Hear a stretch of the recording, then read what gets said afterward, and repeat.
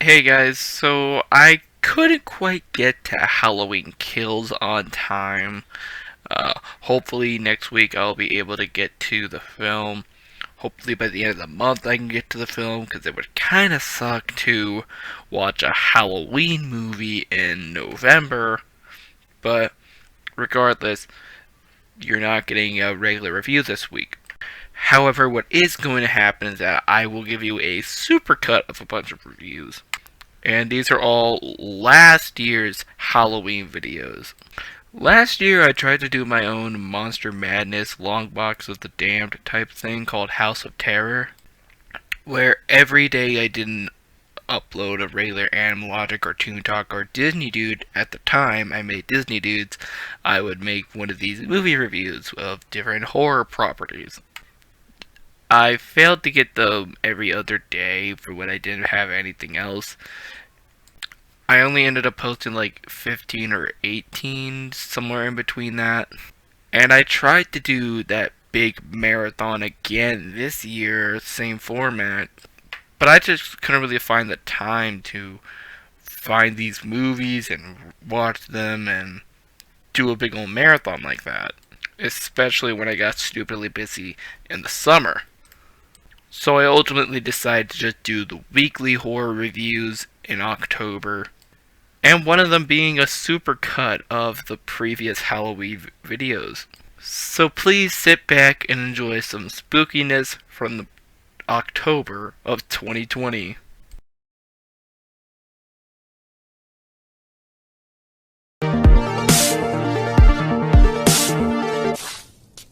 Welcome to House of Terror. Now, if you want to know what this is, basically, this is a little marathon of reviewing horror movies and TV shows. Now, the videos will come out daily. Now, since as you can see, this video was released on the 2nd, and this is the first one, really, it'll be released whenever there's not an Animal Logic, a Disney Dude, or a Toon Talk. So, in between all the other videos, you'll get one of these. So, now with that said, let's get into our first movie, Nosferatu. This movie is a classic chiller from the silent era, and based on one of the most classic horror stories, Dracula. But they couldn't afford the rights from Bram Stoker's widow, so they just renamed the character to Orlok, although the version that I saw said Dracula. Regardless, this film has an eerie atmosphere that most horror movies had at the time. No dialogue actually helps the mood, and and Dracula himself looks terrifying. There's an otherworldly vibe that it gets to this movie. Not as much as Cabinet of Dr. Caligari, but still pretty, this is not normal. Decades after the film came out, the film would get a new step of popularity with, of all things, SpongeBob. Yeah, Orlok actually appeared in the SpongeBob episodes Graveyard Shift and The Night Patty. Well, they just call him Nosferatu in those episodes, but hey, a whole new generation, actually, several new generations being introduced to this classic horror movie without even knowing it. Trust me, I was one of those kids who didn't know who Nosferatu was for about 5 or 8 years. Overall, Nosferatu is a classic horror movie from the silent era, and it's one of the most important horror movies of all time, being the first film version that we can find of Dracula. So, give it a look. It's on Amazon Prime. Just go watch it.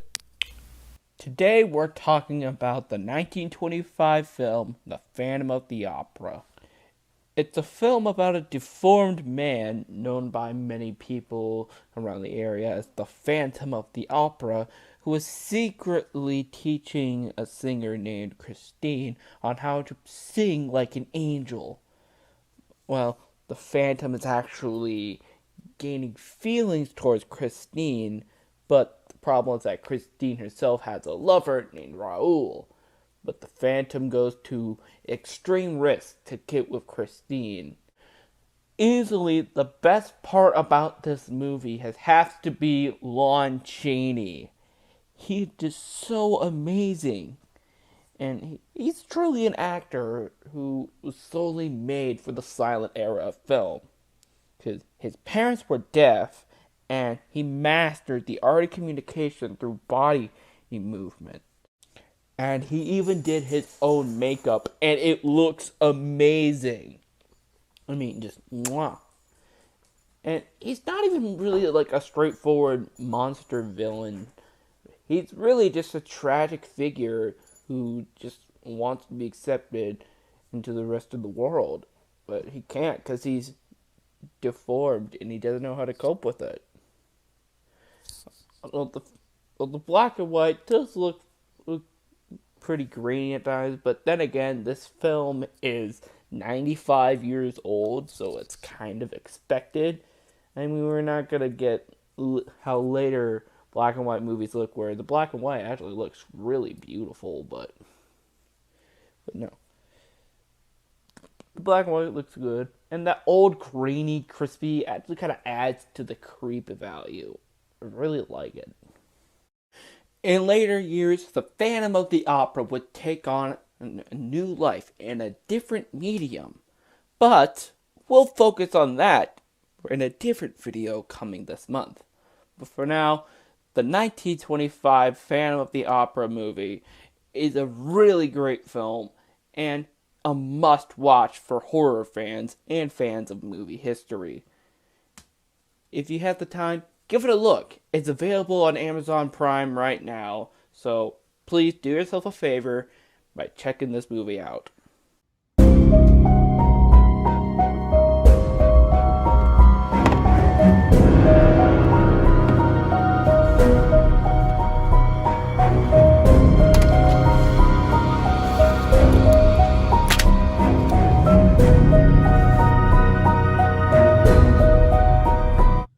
So, only do the on-camera style videos for two types of occasion. When I own the DVD of a certain movie that I'll be talking about, or if it's a vlog of a new horror movie or TV show that was just released. But today we will be taking a look at the classic Dracula. Now, do I even need to explain why this movie is so good? Pretty much everybody knows about this version of Dracula. Bela Lugosi was the man who helped shape both the image and voice of Dracula. So whenever somebody is doing a Dracula impression, they'll always do the Bela Lugosi impression. You never see someone do a Christopher Lee impression when they interpret Dracula. They always have his Hungarian accent. That wasn't just a voice that Bela Lugosi made up for the movie. That was how he actually talked. And you can see that in some of his other movies, like The Raven. He's not the first person to play Dracula. I mean, we covered Nosferatu a couple days ago, but he's definitely the most iconic and the quintessential person you associate with the role. Plus, he's so good in the role, especially with those eyes, those hypnotizing eyes. He's just, scary.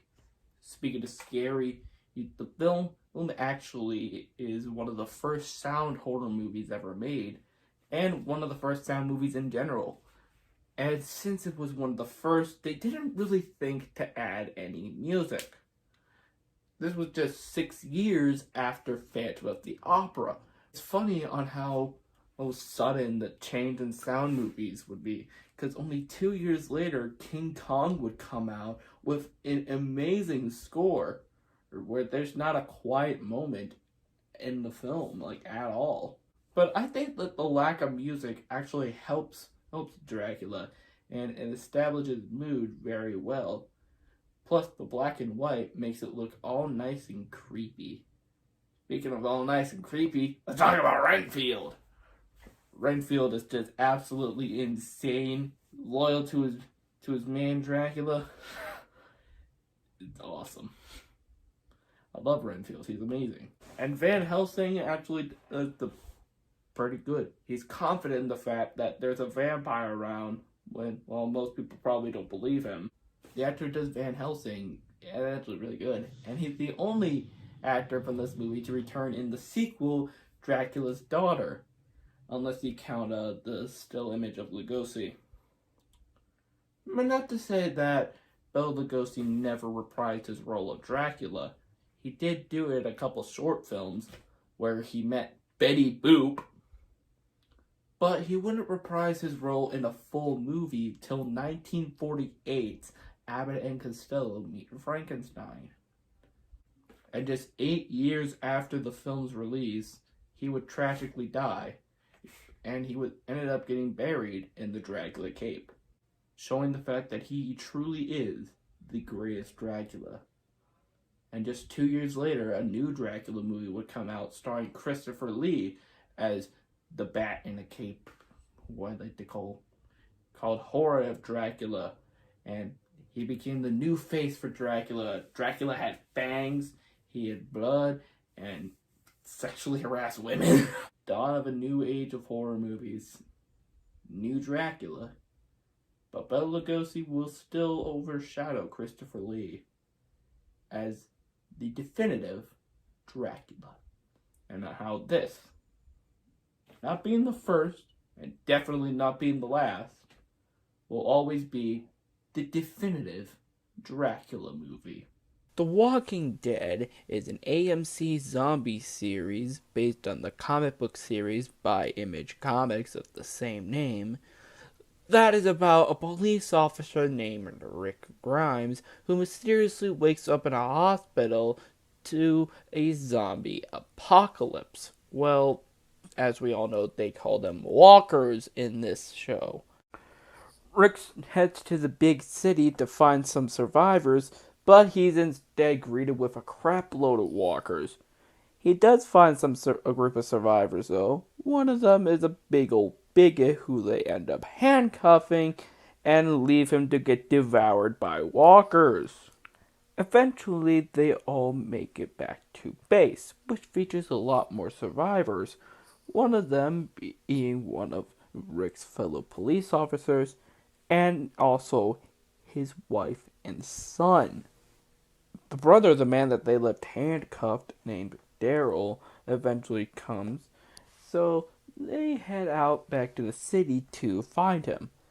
But they see his hand left on the building. No body.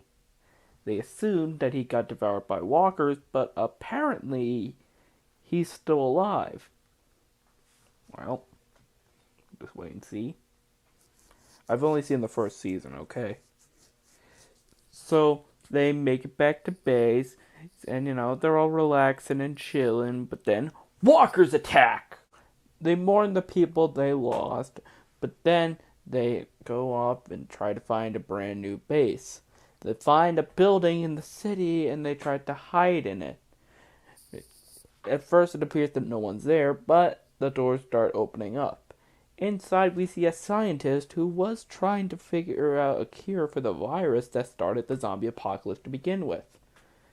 This research facility features tons of food, drinks, and running water, and even some entertainment.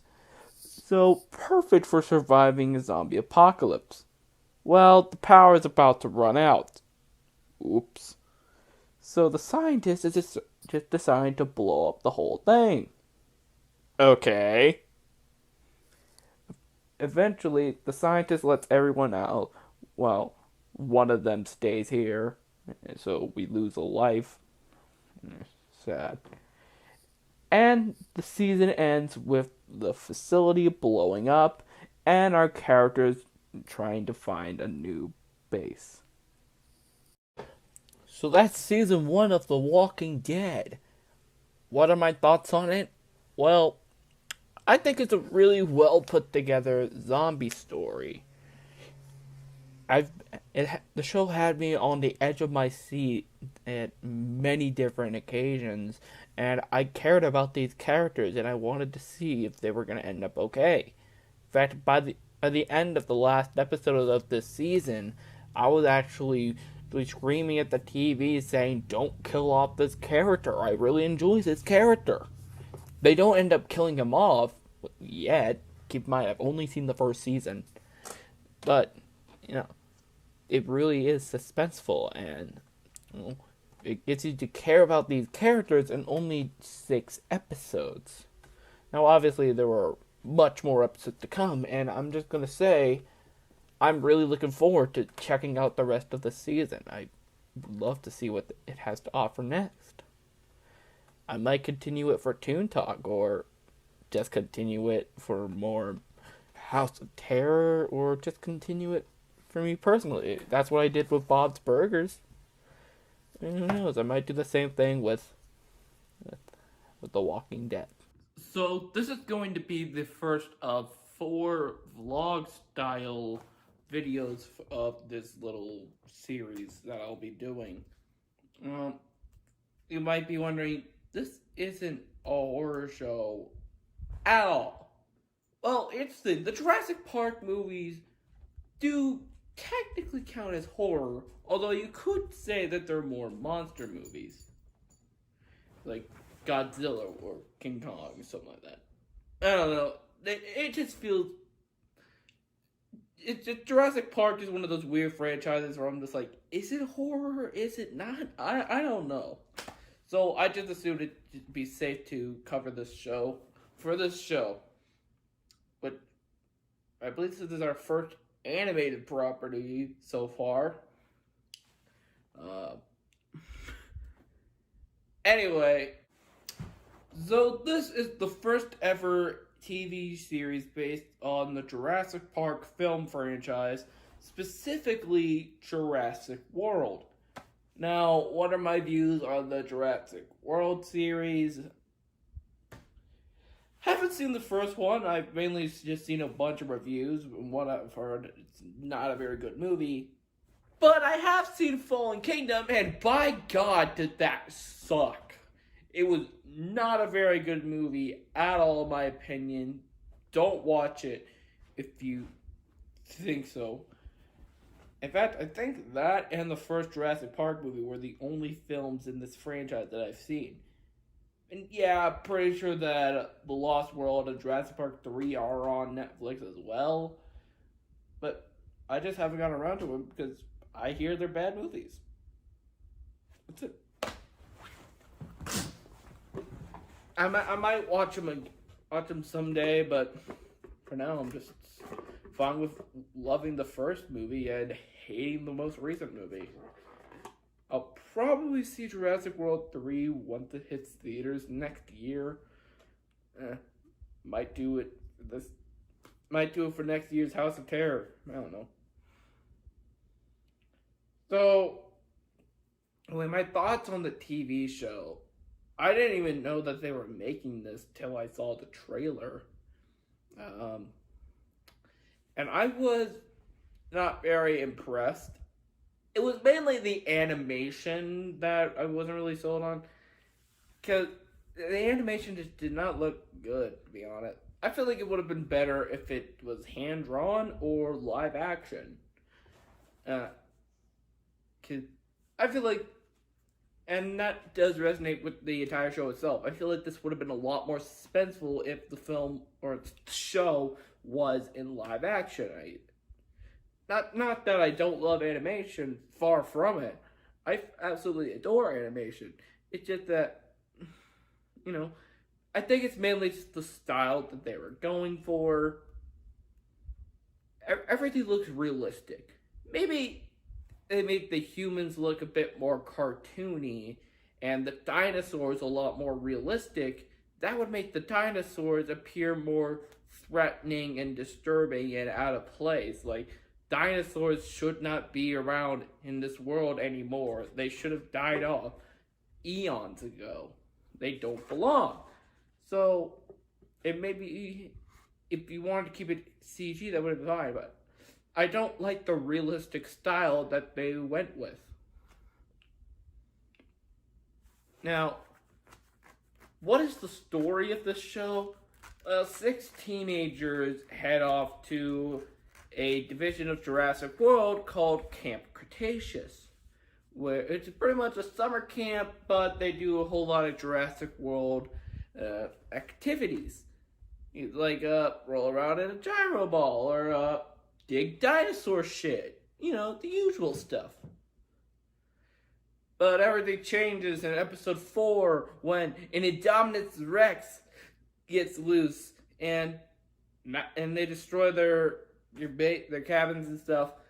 And now for the rest of the series, they have to, try to escape the dinosaurs and get off of the island. So, what are the characters? We got main kid who I forgot the name of. He's known as Dino Nerd, so that's what I'm gonna call him. He has the typical dead parent scenarios that we see in pretty much every piece of children's media nowadays. Like, if you're making a piece of children's entertainment and that your main child character has two parents who are alive or two parents who are still married, the fuck are you doing? he won a trip to Jurassic World Camp Cretaceous by beating a video game.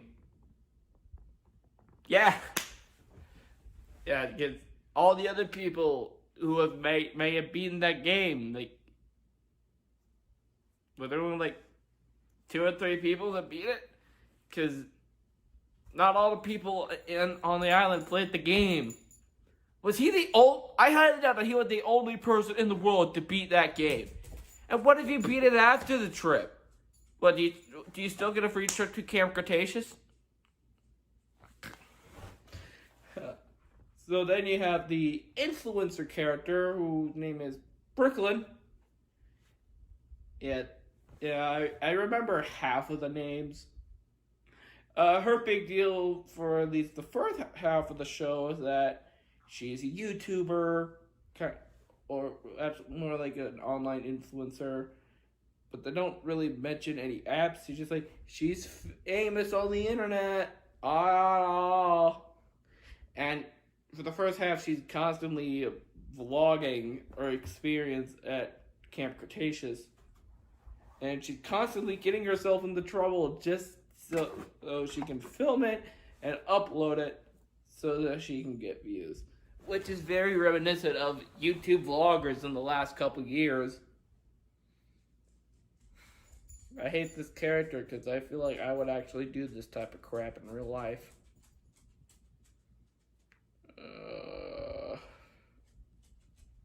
Then we have Kenji, the Rich Kid. His main deal is that he's a bit cocky.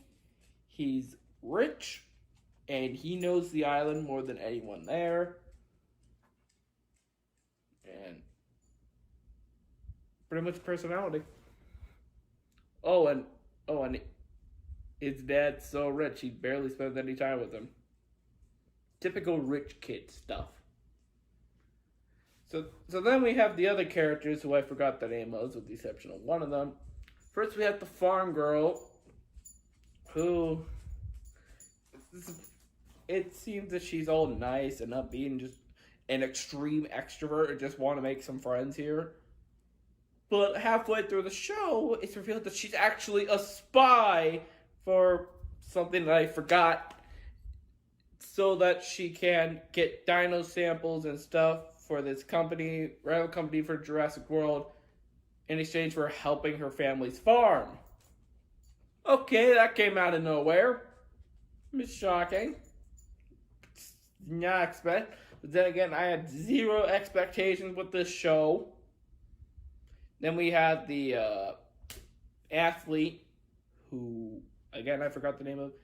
She's more the introverted type. And then finally, to round out the main kids, we have Ben, who was the germophobic dweeb who was only sent there because his mom thought that it would be good for him to help face his fears. I find this character a bit annoying. stupid. He gains a pet named Bumpy, who I forgot what type of dinosaur he was, but it's a standard animal sidekick for the show. Yeah.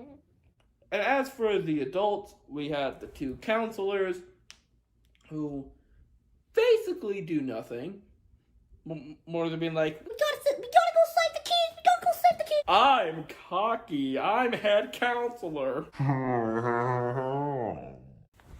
Everyone else, part of Jurassic World, is like, yeah, fuck Camp Cretaceous. They're stupid. We don't care about the kids, man. Like, literally everyone else who is a part of every single division of Jurassic World. Like, the scientists and the people who, like, run the park and stuff like everyone else is like, yeah, I don't have time for children. like, why do they even have the camp if nobody cares about it? That's just me. This show doesn't really have any human characters from the movie. Well, Blue and the Indominus Rex do make appearances. Hey, stop it. And the main female character, who Claire is mentioned, but she doesn't show up. The only human character from the movie who actually shows up in this show is Dr. Woe or Dr. Wu, whatever his name is, who was in Jurassic Park and Jurassic World. Yeah, he makes an appearance in episode 2 and then is never seen again.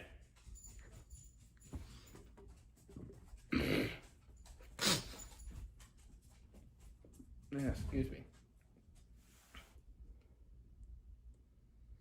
So, I don't really have a whole lot to say about this show aside from that. The kids are okay. The animation, when it's the whole lie reveal thing about the farm girl being revealed as a spy, everyone gets all mad at her for the next few episodes. But by the final episode, everyone's like, "Hey, we cool." So, yeah. Oh, but at the beginning of the final episode, which is episode 8, they do a fake out by attempting to kill off Ben. Now, even though this is a kids show, it does have a decent amount of kills because, I guess they were trying, even though this show is for kids, I guess they were trying to make it feel like it was Jurassic Park when really it just felt like a kids show with a little bit of suspense to it. That's how I felt while watching it. Or at the beginning of that episode, they made to think that they had the balls to kill off one of these children, and I was like, holy crap, they're really killing this kid off. Even the movies didn't have the balls to do this. But then, like, less than a minute afterwards, I was like, they don't have the balls to do this. They didn't kill him off. And what do you know, right at the end of the episode, it's just like, ha, ha, ha, we're a kids show. We can't kill any main characters. Ha, ha, he's alive. Look at his figure twiggle. Speaking of the end of the episode, so the island is about to get evacuated. Everyone's leaving. So, and the counselors are like, hey, we gotta wait. We gotta go find these kids. And at the very end of the episode, the kids make it to the dock. And no one's there. They left. That's how the show ends. That's how it ends. It ends with the dock left, with the boats leaving. The counselors are like, turn the boats around. And it has a narration by the main character, the Dino Nerd, who's like, we will survive. They will come for us. Which I'm pretty sure that maybe like since Kenji's parents are rich and probably a helicopter to them would come down to save him. I'd assume that would happen. Don't judge me. So that's Jurassic World Camp Cretaceous. Will I continue watching it for years on to come? Honestly, I probably not, to be honest. I was surprised on how the show ended, but I don't know if I would want to continue it. I do think that it was better than Fallen Kingdom, but nowhere near as good as the first movie. I guess I have to watch the rest of the series the film series, not this series, to really get a good idea on where I would put this show in my ranking of the Jurassic Park franchise, or Jurassic World franchise now. I'll always call it Jurassic Park. In fact, when I was saying the show in my head, I had to keep reminding myself that it's not called Jurassic Park, called Jurassic World. So what is my recommendation for this show? If you like mediocre DreamWorks shows, and if you like the Jurassic World movies, I guess get this one a look. It's just okay in my book. I would have loved to use the clip for the first movie with Ian Malcolm next to the Dino Turds, and replace and putting the show's poster over the turrets. It's with Malcolm saying that is one big pile of shit. But then again, I can't really do that if that's not how I feel with this show. Dang it! Why don't I have to have an okay opinion? Still better than Fallen Kingdom. Why the frick did I do this show before I did the first movie? God, I'm an idiot! Let's talk about Creature from the Black Lagoon. The film is about a bunch of scientists heading to the Black Lagoon to do some studies. But the mysterious creature is pissed that these scientists are invading his turf. So, goes on a killing spree. And he draws a particular fondness to the female one. This movie came out around a time where the traditional type of horror movie was starting to become, well, not scary. People were more scared at the real horrors of the world going on at the time. So this gave birth to what we like to call the atomic age of horror, where most, if not all, of the monsters caused in the horror movies were scientific disasters. Great examples of these include films like The Fly, The Thing from Another World, The Blob, Earth vs. the Flying Saucers, and even Godzilla. Creature from the Black Lagoon is a bit unique, considering the fact that people tend to put this in the same league as other classic Universal horror movies from the 30s and 40s, such as Dracula and Frankenstein and The Mummy and all that type of stuff. In fact, Creature from the Black Lagoon is so influential that it's often considered the last of the Universal horror monsters. And it's a good movie. It definitely deserves it. The cinematography is gorgeous. The black and white really does do the film justice, but I believe that with all the water around and the fact that it's set in the jungle, around a lake or a lagoon, something like that, and a lot of underwater shot, I dare to say that this film would have looked a lot better if it was shot in color. I know, it's blasphemous to say, you could say that I'm going to hell or whatever, but I do believe that Creature from the Black Lagoon would have looked a lot better if we could see the Gillman pure greenified, like we do in all the merchandise. Or say, I just knocked over a little other piece of merchandise that I had. Or we could clearly see the beauty of it. I think it would look beautiful in color. I don't say this to most black and white horror movies because I like the black and white chilling atmosphere. The the black and white atmosphere helps tons of classic horror movies, but I feel like that the black and white is a bit of a disservice for this film. Not to say that the black and white is bad. The black and white still looks pretty cool. I just think that it would have looked a lot better if it was in color. Say the film came out a couple decades later, they say it would have looked beautiful. In fact, technically, we did get a remake by Universal a couple decades later. And that movie was called Jaws. Yeah, Jaws actually has parallels to Creature from the Black Lagoon a little bit. Not a whole lot to be considered a full-blown remake, but enough to see the similarities. See Jaws as a bit more of an inspiration. Creature from the Black Lagoon, overall, is a good movie. It got 2 sequels released the following years. The second movie is actually most notable for featuring the screen debut of Clint Eastwood. And most of us probably know that because of this scene from Back to the Future Part 3. And Clint Eastwood never wore anything like this. Nice. Several decades later, in 2009, Universal Studios Hollywood would open up Creature from the Black Lagoon, the musical.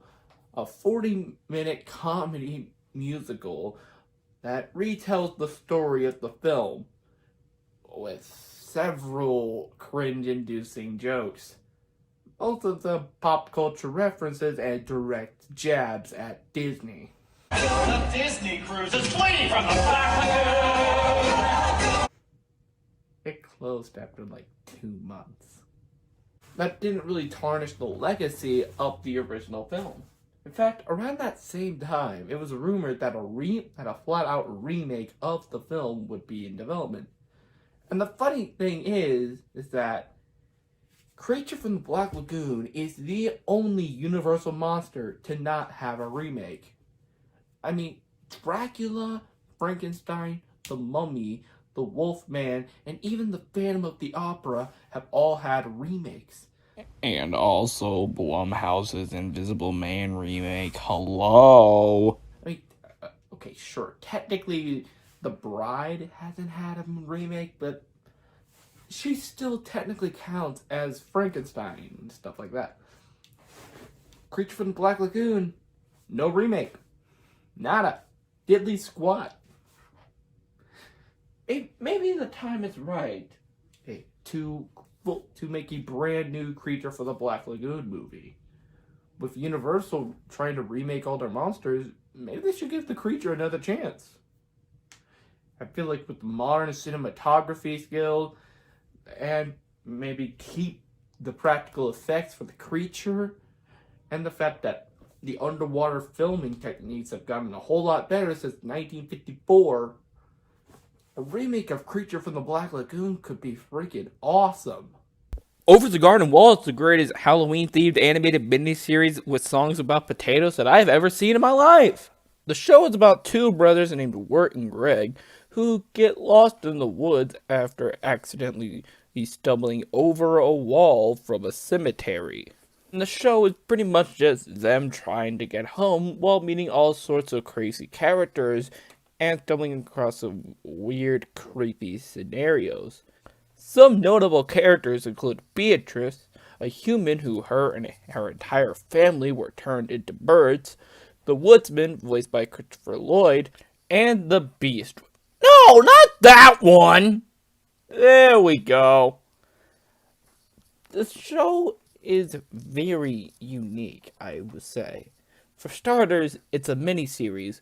Well, most cartoons nowadays would go on for multiple seasons, like 5 to 6 usually. This one only had 10 episodes, that's it. Sure, there's a little bit of comics here and there, but it's just the 10 episodes. And I applaud the show for that. That's pretty cool. The dynamic between Wirt and Greg is actually pretty good. You have Wirt, who is the more serious one, it just wants to get home as soon as possible, and you have Greg, who mostly just cares about running around and having a fun time, since he's a literal child.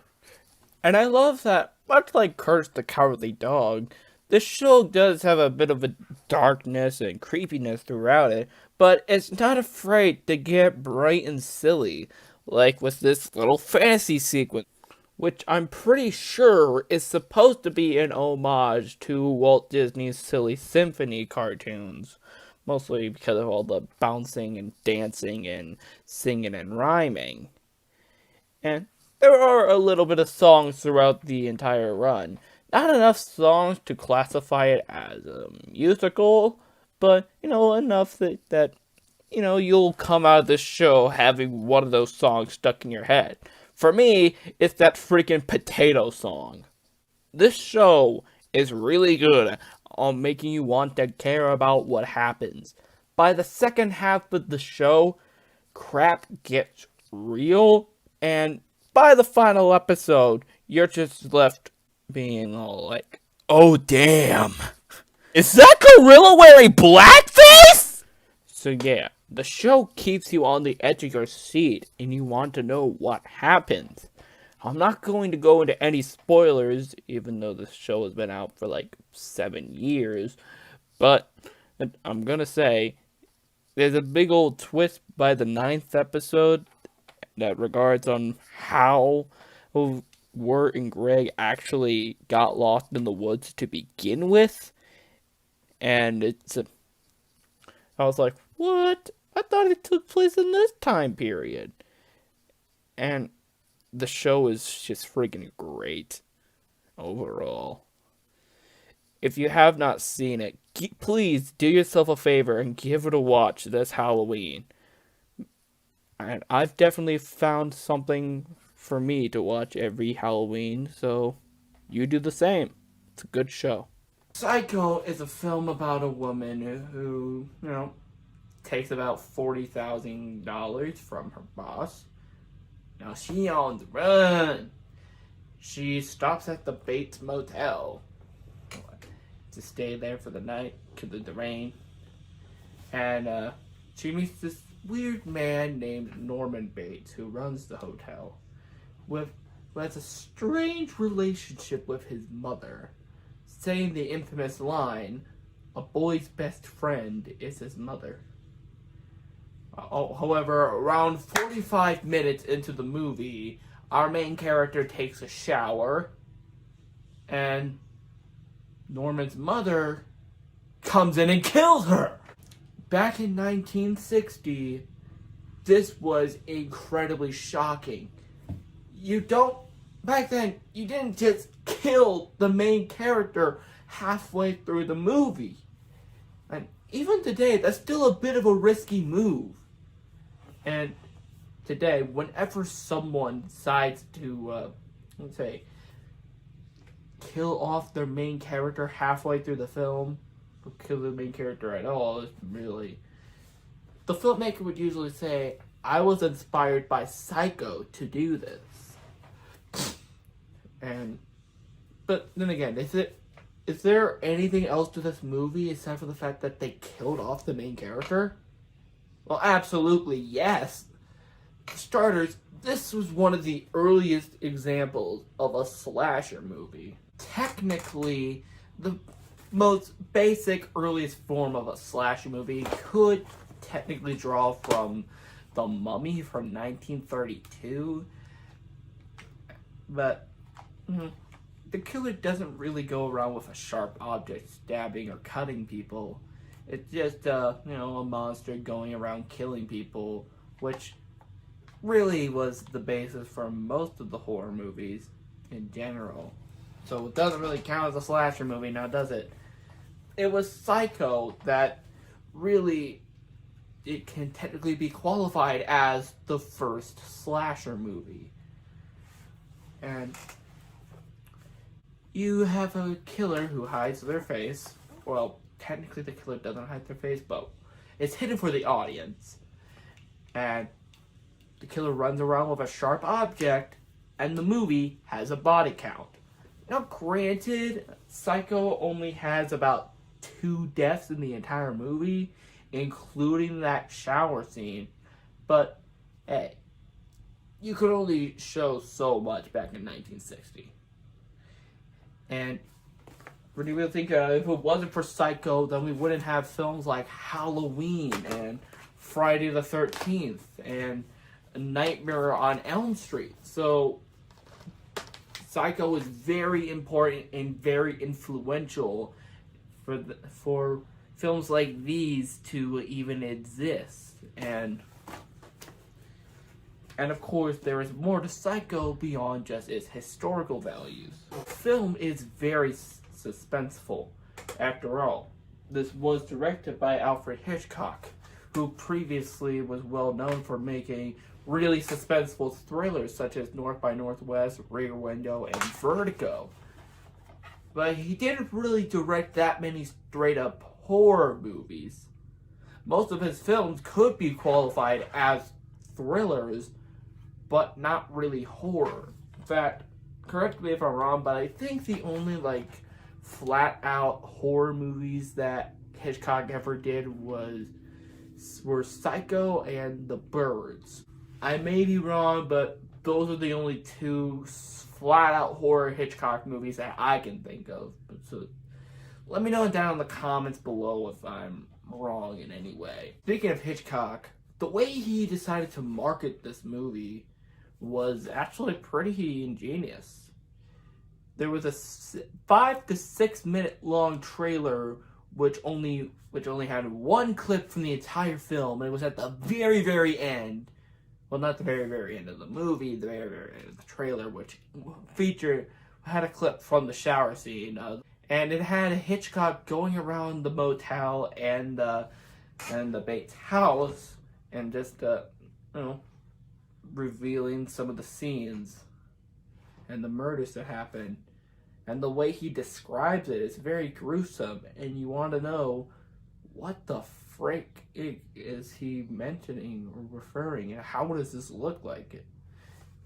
I mean, some could argue that Hitchcock flat out ruins some of the biggest reveals, but he doesn't really reveal the big twist at the end, which was also very shocking at the time. It's revealed that, Norman Bates' mother is dead. And I don't want to go into the whole twist. It's just basically that he killed his mother, he regretted it, he dug up her corpse and pretended that his mother was still alive, but since the corpse couldn't talk, he did the voice, so he would pretty much became his mother. Pretty much half Norman, half the mother, but it's mostly the mother. So technically, Norman isn't the killer, but he also is. The movie's words, not mine. I can understand why Hitchcock decided to put this scene at the very, very end, because there's a good chance that the audiences in 1960 probably couldn't get it. Although I'd prefer the scene not being in there. It does have an amazing shot of Norman Bates looking up to the camera and smiling. So that's a classic scene in film right there. And overall, Psycho is without a doubt one of the greatest horror movies that I've ever seen, and possibly my favorite. It's so awesome. I love this movie. It's awesome. And as for the sequels, the remake, and the TV show, I haven't seen any of them. Psycho is one of those movies that probably shouldn't have become a franchise, especially since literally everything else to come out of this series came out when Hitchcock died, and when the frick did Ray fall down? But to be fair, there was a sequel to the book, so I understand why they made a sequel. But overall, Psycho is a really good movie, and I highly recommend you check it out. It's on Peacock if you have that. Or maybe it's off of Peacock by the time you're watching this. Peacock kind of sucks. Rocky Horror Picture Show has got to be one of the weirdest movies I've ever seen. I don't even know if it's like a good or a bad movie. It's just something that needs to be seen to be believed. The film is about a newly engaged couple named Brad and Janet. While they were on the road, their car broke down on a stormy night, and they head into a castle for help. And the castle's filled with all sorts of crazy characters who are all there for a convention, which is run by a transvestite vampire played by Tim Curry, who's also a scientist and an alien. And from this point onwards, the film is just an excuse to sing crazy songs and show weird crap. Most of it is a tribute to classic horror and sci-fi movies. I will admit, most of the songs, in fact, maybe even all the songs, are actually really fun and really upbeat. And I love the rock and roll vibe that the film has going through it all. My favorite songs would probably have to be Time Warp, Sweet Transvestite, Touch Me, and the Meatloaf song. The film has earned its place in film history as the longest running theatrical film release of all time, with it still playing in theaters every now and then, usually around midnight. And the showings became a huge social experience, with people dressed up as the characters in the audience, people dancing whenever the songs would show up, and it's just a crazy fun time, and I would love to experience that type of madness in real life. However, I would recommend you first watch it by yourself, because when you eventually do decide to go to one of these screenings filled with so many people doing all sorts of stuff, which at the time I'm recording this, being July 2020, can't really do that type of craziness right now. But I highly recommend you watch the film on your own or with a small group of friends first before you decide to do this craziness. Because, there will be a whole lot of, loudness and craziness for you to properly enjoy the movie.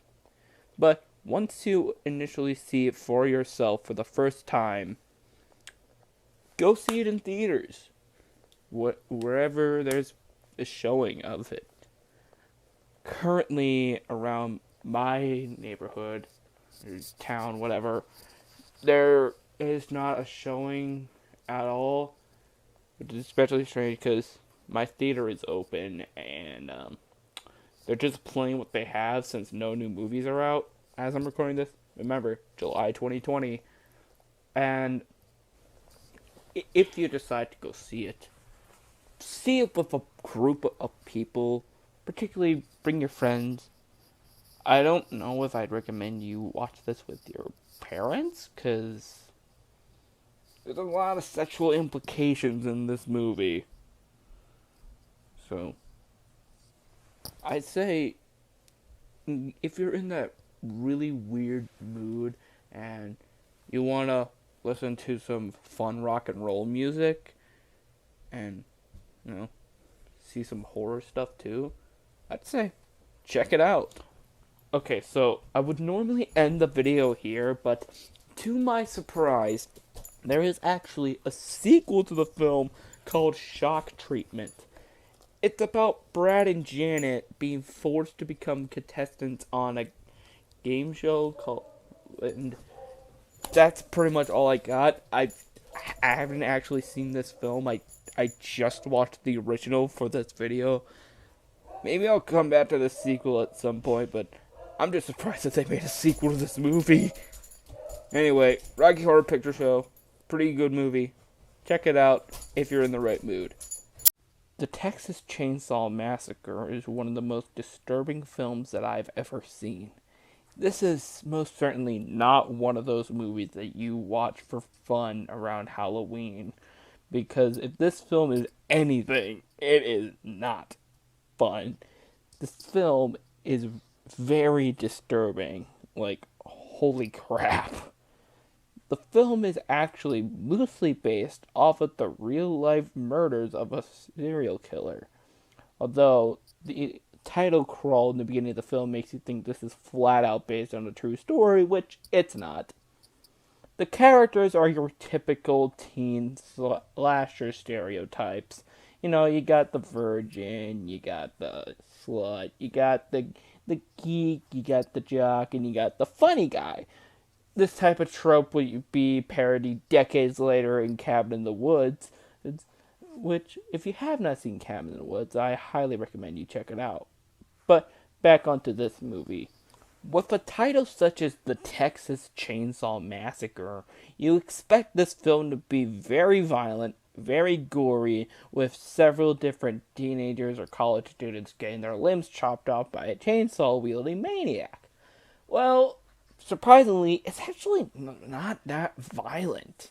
There's very few actual gory parts in this movie, but it definitely holds up in the scare factor on how disturbing and gritty it feels. Several people have even stated that this film feels like a documentary at some points, that it's so real and disturbing. I wouldn't quite say that it's like a documentary, because there are some things where, like, documentaries don't do that. But its low budget nature definitely helps it, because it feels so gritty, and it's like these actors do such a good job that you don't believe that they're acting. You believe that they're actually experiencing this torture. Although the characters are pretty bland, since, they are the same old stereotypes. With the exception of Leatherface, none of these characters are really that memorable or likable. But overall, I highly recommend you check this film out, but with some conditions. You have to be in the right set of mind. If you're expecting something spooky and fun, then do not watch this movie. And I wouldn't recommend you watch this film while eating, because it can get pretty gross. I know the film isn't gory, but it can leave you really uncomfortable and make you want to throw up. Particularly a scene towards the beginning where they pick up a hitchhiker. But overall, Texas Chainsaw Massacre is a classic for a reason. Please check it out. They're coming to get you, Barbara. Night of the Living Dead is one of the greatest black and white horror movies ever made, and it's one of the most influential films in all of horror. The film is about a group of strangers all joining together in a farmhouse to fight off a bunch of zombies. The only problem is that they can't seem to work together. Drag you out there and feed you those things. It's funny on how what was essentially just a small little independent film managed to become one of the most influential horror films of all time. For starters, this was the first film to introduce the modern version of a zombie. Yes, zombies existed before then. Most notable example would have to be White Zombie. But they were usually caused by voodoo magic. This was the first time we've had zombies that were reanimated corpses coming back from the dead. So it's this film to thank for films and properties such as Shaun of the Dead, The Walking Dead, Zombieland, Return of the Living Dead, and so much more. And this film was also one of the last of its kind.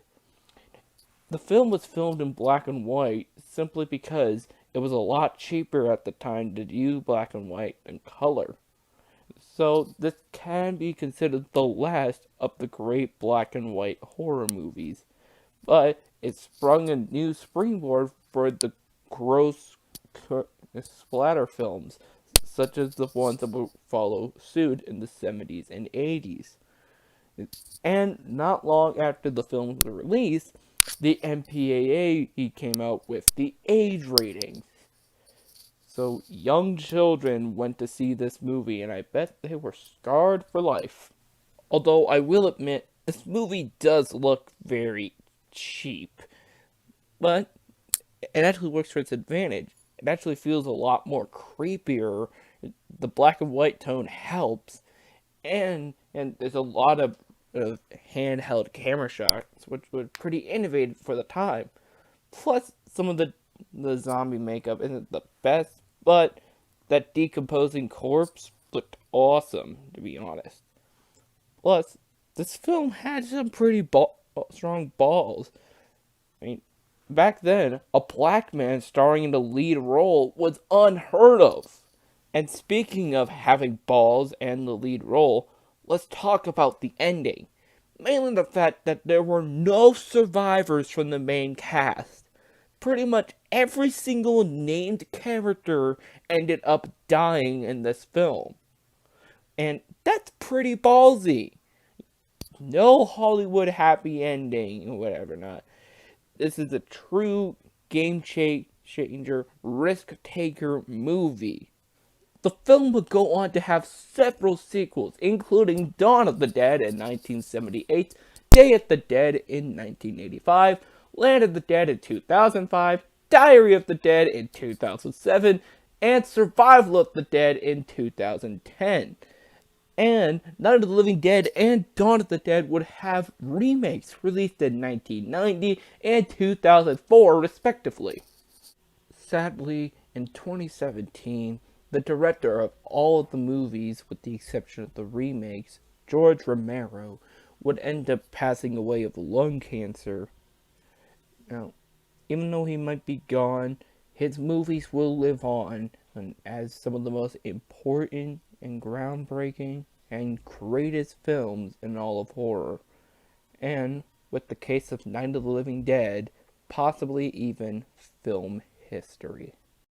It is currently 6:43 p.m. and in a few minutes I will get out of this car and head right into that little theater to catch a 7:15 screening of the New Mutants. Now, I was originally thinking of doing this as a Disney Dude episode, but Disney released 3 movies on August 28th. There was this movie, The Personal History of David Copperfield, and Phineas and Ferb, the movie Candace Against the Universe. I ultimately decided to do the Disney Dude on Phineas and Ferb, and I decided to do this as a House of Terror. I don't know if I did. I'm recording this before I do those Disney Dudes, by the way. I might have done that with David Copperfield, I don't know. But I didn't want to do 3 movies in one Disney Dude, so I'm just doing this. This is a horror movie. So, there were 2 very interesting things about this movie I want to say right before I see it. Number 1, this will be the last movie in the Fox X-Men franchise, which has been going on for over 20 years, and after this, the next X-Men movie will be set in the MCU, separate from both of the timelines that they've established. Me personally, I was never really a huge fan of the X-Men movies. I've only really seen Days of Future Past and Deadpool 2. But I enjoyed those movies. I thought they were a lot of fun. And I intentionally missed out on X-Men Apocalypse and Dark Phoenix because I knew they were gonna suck. I didn't see Logan. I missed the chance to see Logan, even though I thought it looked really good. I might see it someday. So, my experience with the X-Men franchise hasn't really been that large. Although, this movie did look interesting to me because it was a horror movie, because the majority of the X-Men movies have been either comedies or action films, with the exception of Logan acting a bit more like a serious, kind of like a Western. I don't know, I haven't seen Logan.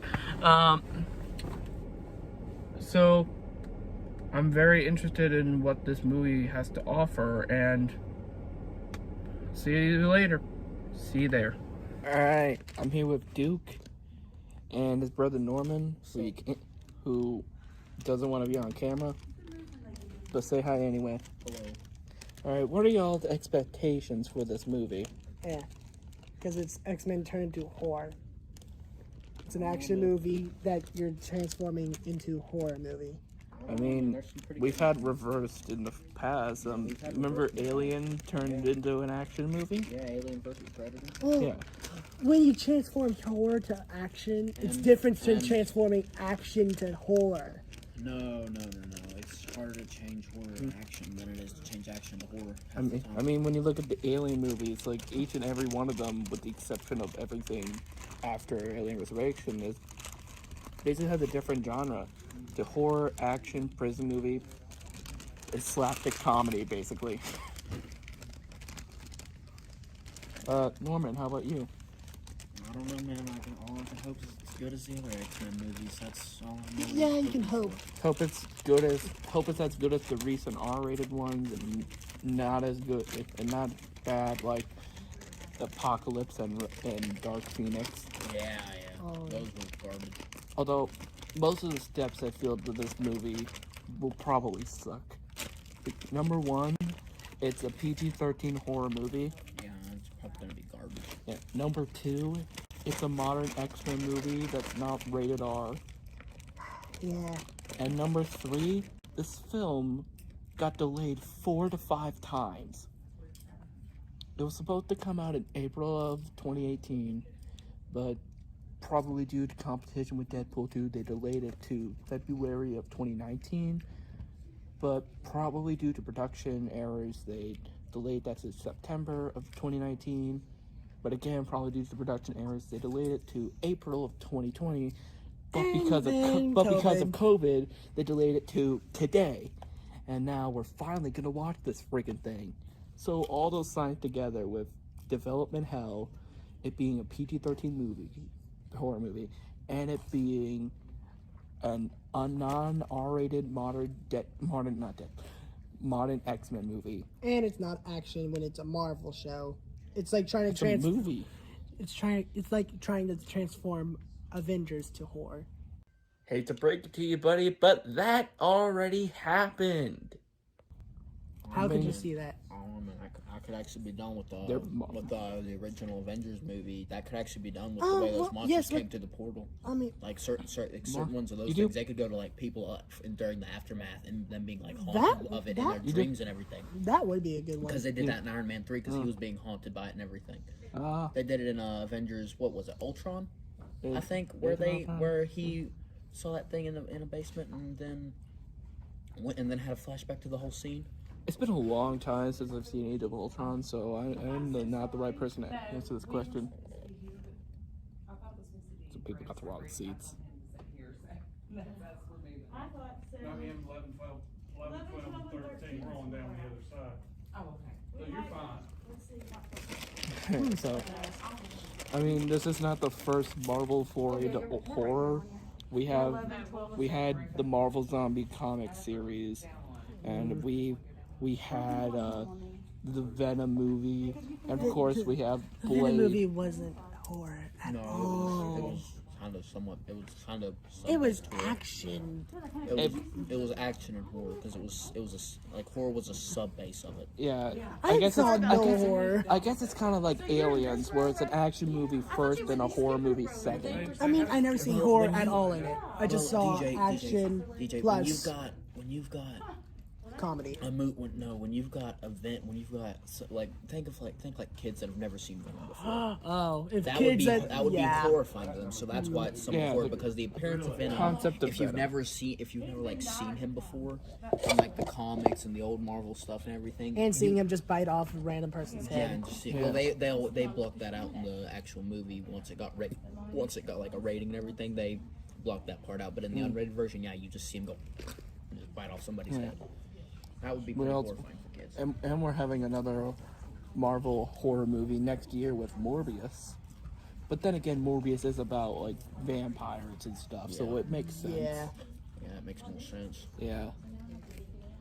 So, and this is about new mutants. So for all we know, one of the mutants could turn evil and start hunting down the others.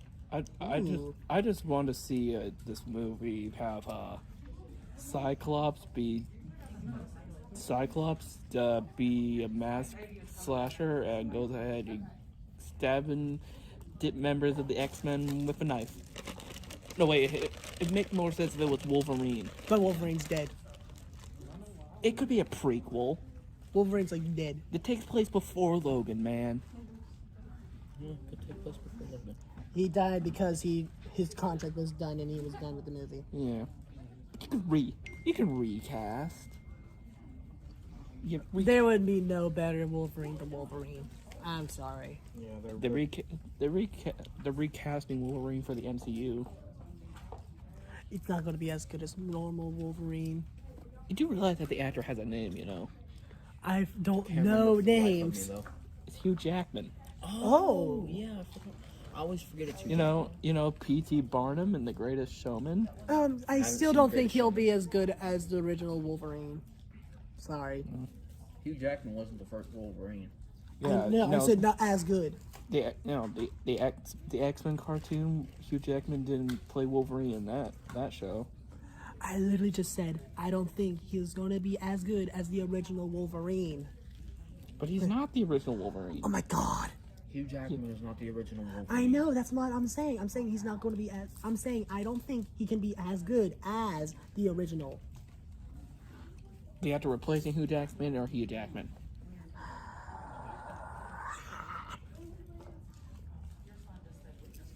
Are you saying you don't think they'll be as good as Hugh Jackman? Yes. Because he's not the original Wolverine. Yes, there have been other actors who played Wolverine before him.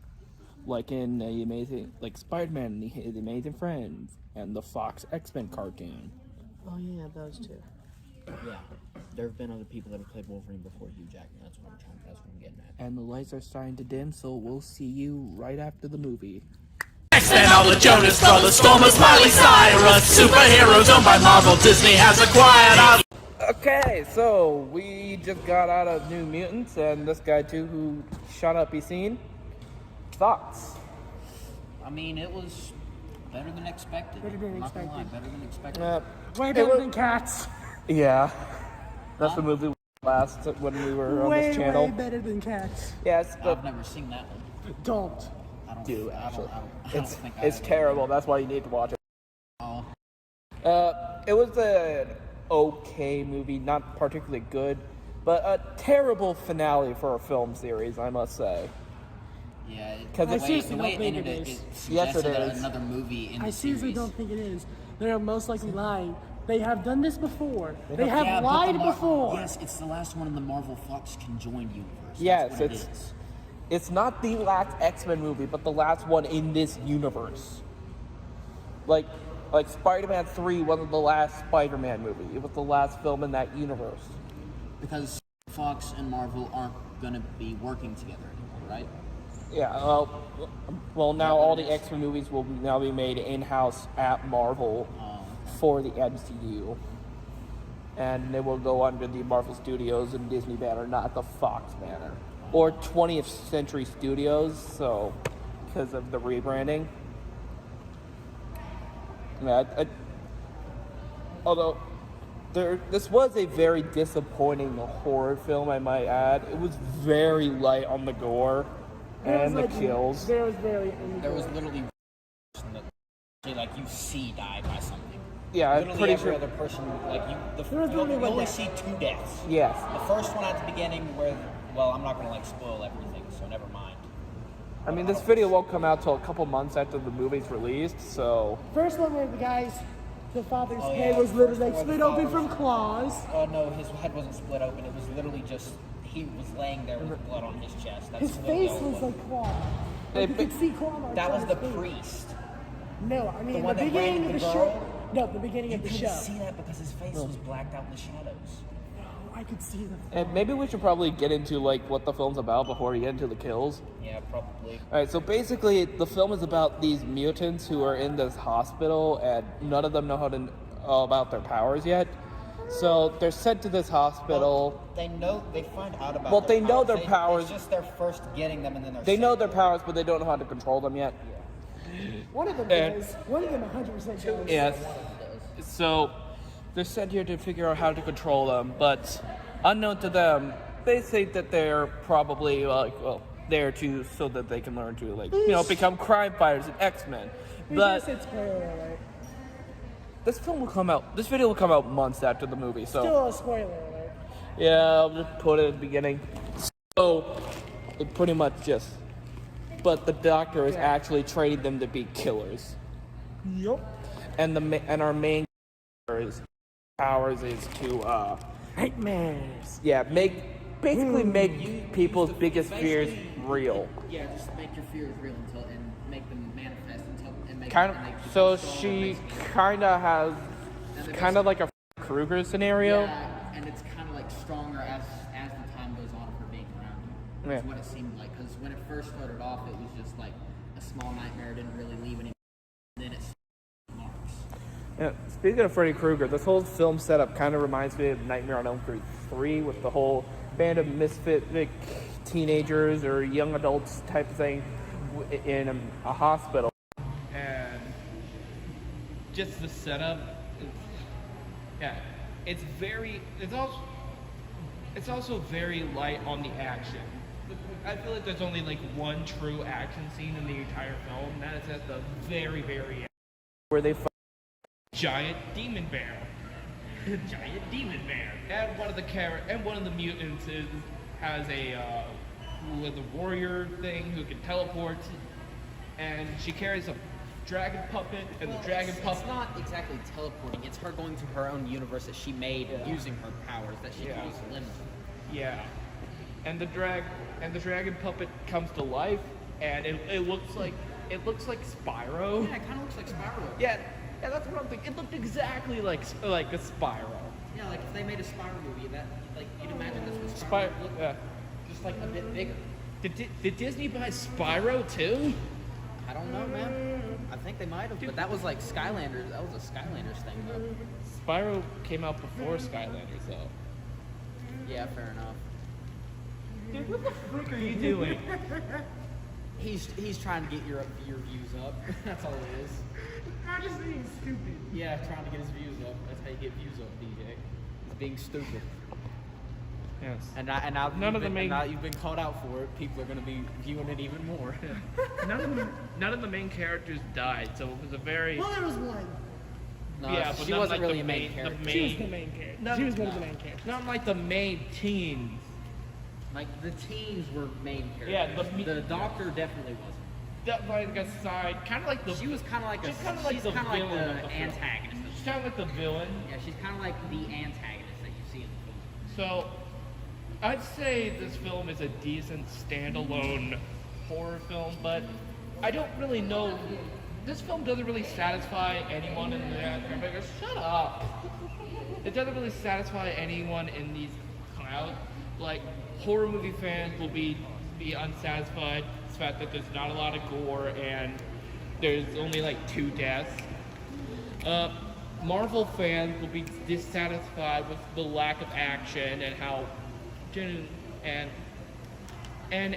fans of the X-Men movies will be disappointed that this will be the last film in this universe and it has none of the characters that we've come to know, and it's just this weird horror movie with a bunch of characters that we've never seen before. So, who the frick is this movie made for? It's called You're Being Psyched Out. What? They're being psyched out. They're psyching you out. There's going to be another movie. Yeah, there's gonna be another X-Men movie, but not in this universe. But it's going to be a trilogy of that one.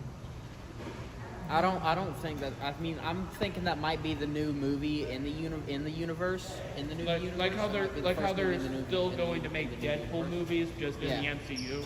Yeah, I think that might be the first movie in the new universe, and they're going to be the new X-Men, and they're going to be the X-Men that the new generation of kids come to know. I mean, obviously they're still gonna have like Wolverine and Cyclops. And Yeah, Beast they're still and going to have Iceman. it. I mean, you can't And have two Colossus. I mean, Colossus. Colossus has been there for a while. It's just people. Yeah, but people Colossus don't exactly is more associated with the Deadpool stuff now, because. But Beast. Yeah, I mentioned Beast. No, I didn't hear you mention it. Yeah, we also got to have Jean Grey and Rogue and Angel, I guess, even though he was only in like 5 minutes in one movie. Nightcrawler. Yeah, Nightcrawler. Can't forget Nightcrawler. We love that guy. Well, I love Nightcrawler. He's probably my favorite. I'm gonna tell you the truth. I've only seen 2 of the X-Men movies. I didn't really like Apocalypse though. I've only seen Days of Future Past and Deadpool 2. Boy. And a little bit of the first Deadpool. Boy. And a little bit of First Class. Still. Boy. That.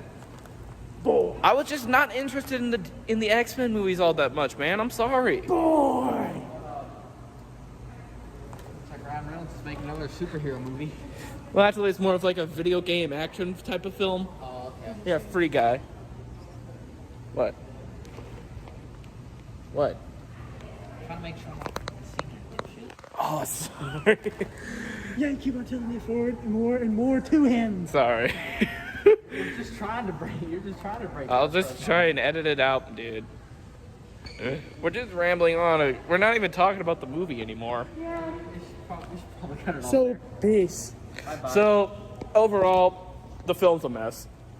It's better than Cats. Yes, everything's better than Cats. Literally anything better on Cats. You could watch like the world's worst performance of Phantom of the Opera. You could. The live action Avatar was worse. So is the live action Dragon Ball. I'm not really familiar with either of those shows, so. Don't watch it. It's worse than Cats. It's so bad that nobody would recommend it. Ever. All right. Ever. All right. Do either of you have anything you would like to plug before we end this? Nope. Peace. All right.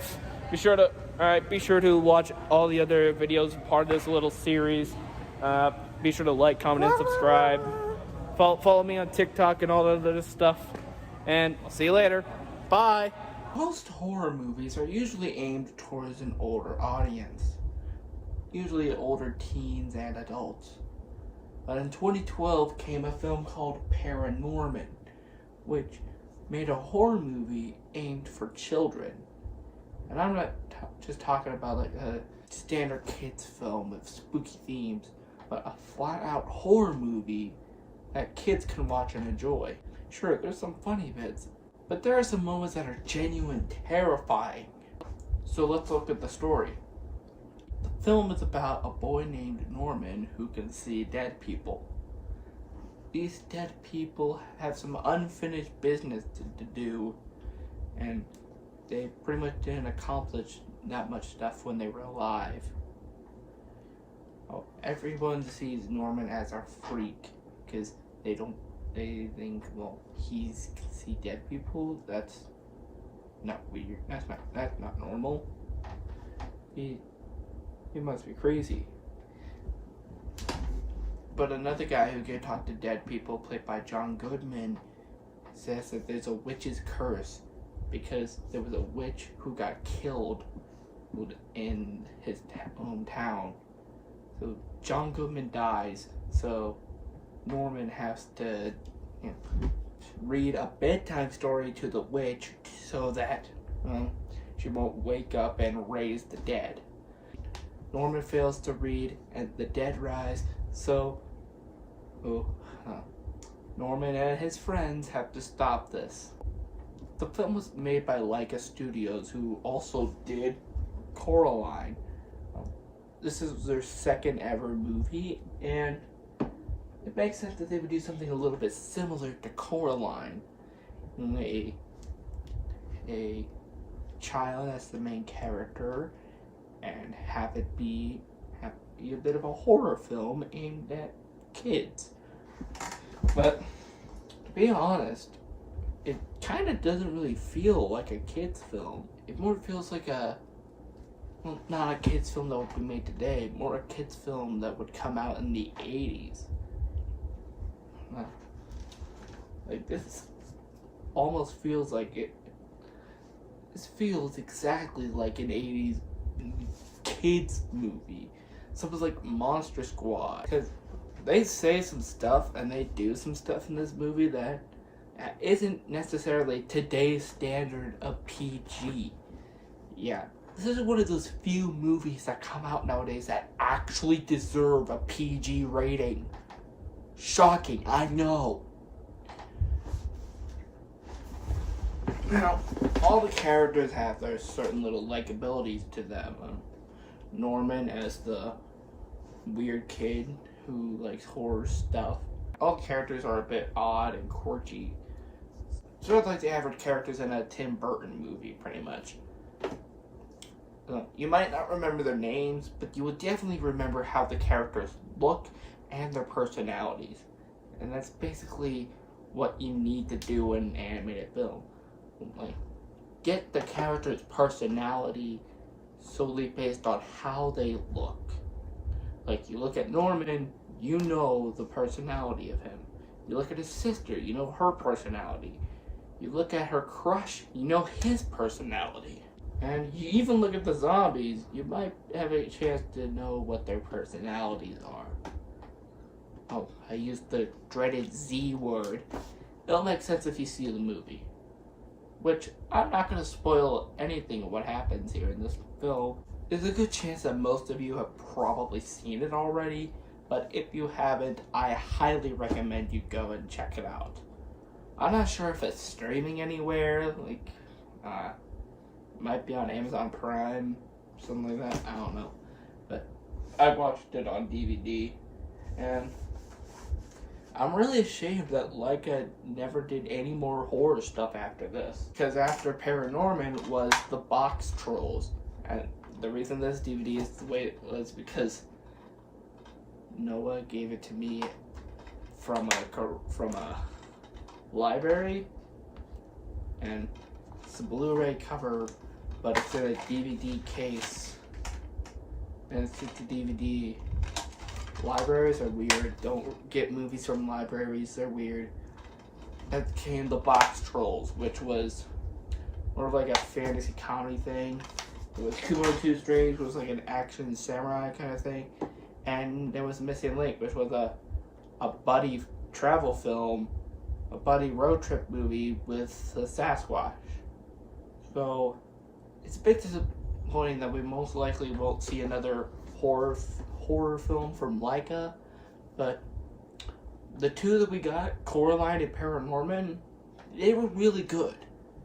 I don't know which ones I would say are better than the other, but they're both really great movies. Who doesn't know who Freddy Krueger is? A Nightmare on Elm Street has made its mark as a true horror classic in the modern era, as in the last 30 to 35 years. We're believed that the film is about this one girl, but very early into the movie, she ends up getting killed. That's right, they pulled a psycho on us where we're believed that one person is our main character, only for her to die and replaced with a different character named Nancy, who would become a favorite character amongst fans.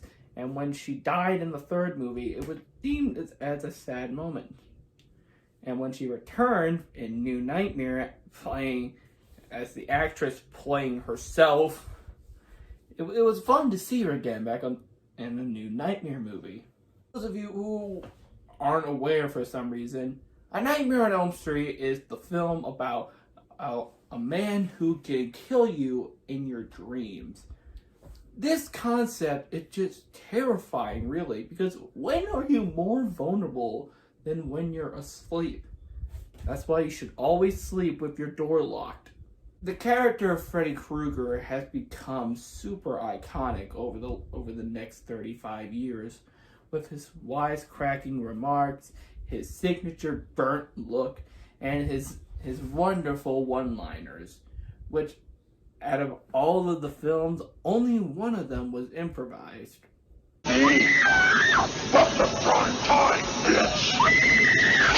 Actor Robert Englund truly brought the character of Freddy to life in 8 different movies. The first Nightmare on Elm Street movie is also notable for being the first film role of Johnny Depp, one of the biggest Hollywood stars ever, or in modern time, got his start in horror movies. Because forget everyone got their start in horror movies. Jamie Lee Curtis, Matthew McConaughey, Steven Spielberg, Clint Eastwood, they all did horror movies before they got super famous. You may be surprised that there aren't really a lot of, gruesome, gory, or creative kills. The goriest kill by far of the film would have to be when Johnny Depp's character dies and he gets sunken into his bed and a big geyser of blood pops out of the bed. That's easy to Gory's kill. Nightmare on Elm Street, even if he doesn't have a lot of really cool gory kills, it's still a really, really good suspenseful horror movie, and I highly recommend you check out this year.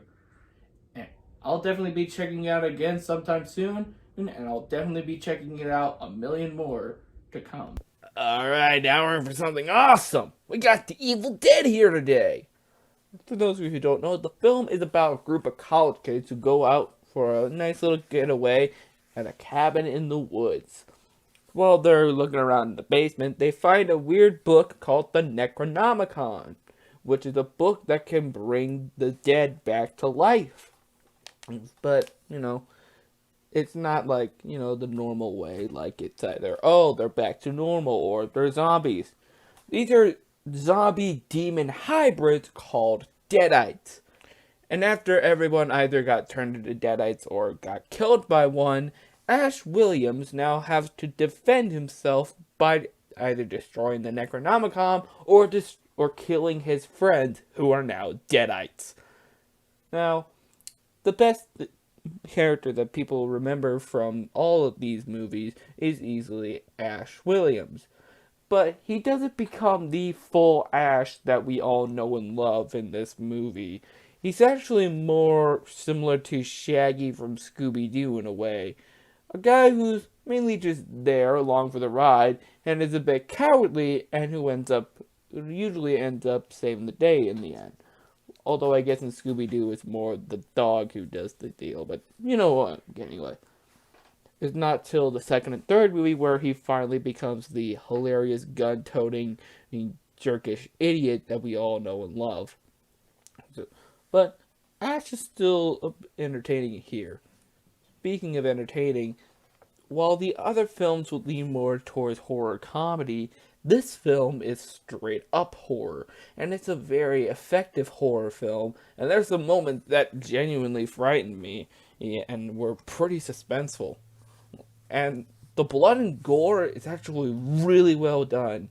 So if you're looking for a movie that has some really good blood and some really good gore, then this probably won't be your goriest option, but it's still a pretty good option, man. And Bruce Campbell put himself through a lot of troubles while making this movie. Constantly throwing himself around, hitting himself on shelves. It's awesome. And even though this film isn't a comedy, there still is some slight little humor to it on how cheap the film was to make. The film was low budget, there was very limited filming locations, and only a few different characters. But what they did with the budget they had, it's actually really good. Particularly the makeup on all the Deadites. Plus there's loads of fun little camera tricks that they do. A lot of them being point of view shots, especially the one towards the beginning of the film where a bunch of branches keep hitting the camera, and towards the end where, this scene happens.